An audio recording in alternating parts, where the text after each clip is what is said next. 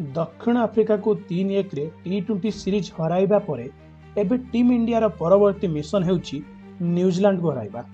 कारण एबे New Zealand team Bharat गस्तरे आसुची, जेउठारे भारत और न्यूजीलैंड मध्यरे 3टी ओडीआई एवं 5टी टी20 सहित 5टी मैच रो शानदार सीरीज देखा मिलिबो। एही वीडियो रे आपनकु इंडिया बनाम न्यूजीलैंड रो प्रथम ओडीआई मैच रो ए टू जेड समस्त डिटेल्स देखा मिलिबो, जेउठारे मु आपण मानकु कहिबी प्रथम ओडीआई मैच केउ तारिख रे केउठी एवं केतेबेले आरंभ हेबो। एहा सहित ओडीआई एवं टी20 सीरीज रो पूरा टाइम टेबल, समस्त मैच केउ वेन्यू रे खेला जिवो, हेड टू हेड कार पल्ला एपर्यंत भारी रहिछि एवं आपण टीवी रे केउ केउ चैनल रे ओ मोबाइल रे केउ आप रे लाइव देखि परिबे ओ मागणा रे किपरि देखिबे। कोन हेबो एही मैच रो भारत रो प्लेइंग 11, अर्थात फ्रेंड्स इंडिया बनाम न्यूजीलैंड प्रथम ओडीआई मैच रो ऑल डिटेल्स आपनकु एही वीडियो रे देखिबाकू मिलिजिवो। किंतु बंधुगण, जदि आपण मध्य विराट कोहली एवं रोहित शर्मा को एही सीरीज रे पुणी थरे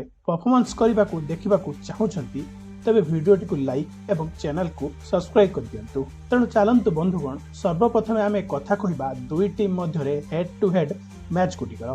तेणु दुई टीम मध्यरे एपर्यंत 120टी ओडीआई मैच खेला जायछि, जेउठारे 62टी मैच रे भारतीय टीम जीतिछि एवं सेहिटारे 50टी मैच रे न्यूजीलैंड टीम भारत को हराइछि। तेणु एही परिस्थिति रे हेड टू हेड पल्ला टिके भारतीय टीम रो भारी देखा जाउछि। जदि शेष 5टी ओडीआई मैच विषय रे कहिबा, तेबे एठारे भारत रो परफॉर्मेंस बहुत सुंदर अछि, कारण भारत शेष 5टी मैच सब जीतिछि। न्यूजीलैंड एठारे गोटिए भी जीति पारि नाही।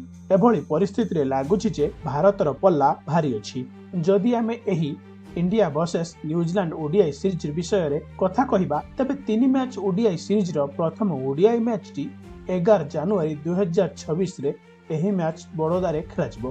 द्वितीय ओडीआई मैच टी 14 जनवरी रे 2026 रे राजकोट रे खेला जिवो। सही बळे सीरीज रो तृतीय अर्थात अंतिम ओडीआई मैच टी 18 जनवरी 2026 रे इंदौर रे खेला जिवो। तबे एही मैच नै एक्साइटमेंट बहुत अधिक रहिछि, कारण टीम रे आमको बहुत बड़ बड़ परिवर्तन देखा मिलिबो। रोहित शर्मा, विराट कोहली पुणी मैदान को एंट्री करिवे। चलंतु गुटिए थर फटाफट आमे एही वनडे सीरीज पई भारत रो 15 सदस्य संभाव्य ओडीआई टीम रो ऊपर नजर पकाइबा। एठारे टीम रे नेतृत्व दायित्व सुमन गिल को ऊपर रहिबो, कारण सुमन गिल एबे संपूर्ण भाबे स्वस्थ होई जाइछन्ती। तेणु सुमन गिल एथर भारत अधिनायक संभाଳିबे, जी एक युव होइतिबा सत्वे निज बैटिंग एवं नेतृत्व कौशल रे समस्त को प्रभावित करछन्ती। टॉप ऑर्डर रे रोहित शर्मा और विराट कोहली को उपस्थिति टीम पाई बड़ शक्ति देव। एही दुई अनुभवी खेलाड़ी मैच रो चाप समय रे इनिंग्स को संभाଳିबार अद्भुत क्षमता रखती एवं सठिक समय रे आक्रमणात्मक खेल देखाई पारती। तांकर दीर्घ अनुभव दल को मानसिक भावे दृढ़ करने सह युव खेलाड़ी मानक पई मार्गदर्शक भूमिका मध्य निभाइबे। मंच जेते बड़े हेउ, तांकर रन स्कोरिंग क्षमता सह नेतृत्व गुण दल को मानसिक भावे शक्तिशाली करिबो। बड़ मैच रे एभली अनुभवी खेलाड़ी उपस्थिति टीम रो विजय संभावना को अधिक वृद्धि करे। तबे इंजुरी पर श्रेयस अय्यर कमबैक मध्य मिडिल ऑर्डर को स्थिरता देव बोली आशा कर जाउछि। तांको अनुभव और टेक्निक दल को कठिन परिस्थिति बाहर करिबारे गुरुत्वपूर्ण हेबो। तांको सहित यशस्वी जयसवाल को वनडे दल रे उपस्थित भविष्यत पई एक सकारात्मक संकेत। विकेट कीपिंग विभाग रे केएल राहुल प्रथम पसंद विकेट कीपर बैटर भावे रहिबे। तांकर टेक्निक और अभिज्ञता मिडिल ऑर्डर को भल भावे समर्थन देव।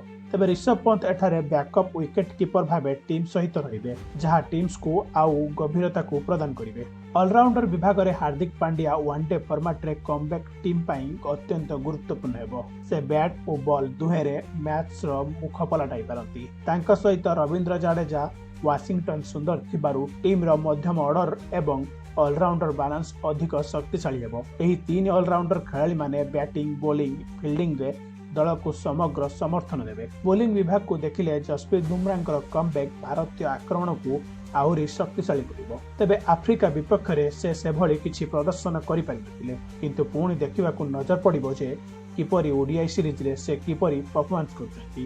तांका सहित मोहम्मद सिराज नूतन बॉल सहित विपक्ष टॉप ऑर्डर को चापरे रखि पारिबे। हर्षित राणा ଏହି ସିରିଜରେ ନିଜକୁ ପ୍ରମାଣ କରିବାର ଏକ ଭଲ ସୁଯୋଗ ପାଇବେ। ସ୍ପିନ୍ ବିଭାଗର କୁଲଦୀପ ଯାଦବ ମ୍ୟାଚ୍ ୱିନର ଭୂମିକା ନିଭାଇ ପାରିବେ। ତେବେ କିଛି ଏହିପରି 15 ଜଣିଆ ଟିମ୍ ଆମକୁ ନ୍ୟୁଜିଲାଣ୍ଡ ବିପକ୍ଷ ଓଡିଆଇ ସିରିଜ ପାଇଁ ଏକ ସନ୍ତୁଳିତ ଏବଂ ଶକ୍ତିଶାଳୀ ଭାରତୀୟ ଦଳ ଭାବେ ନଜର ଆସୁଛି।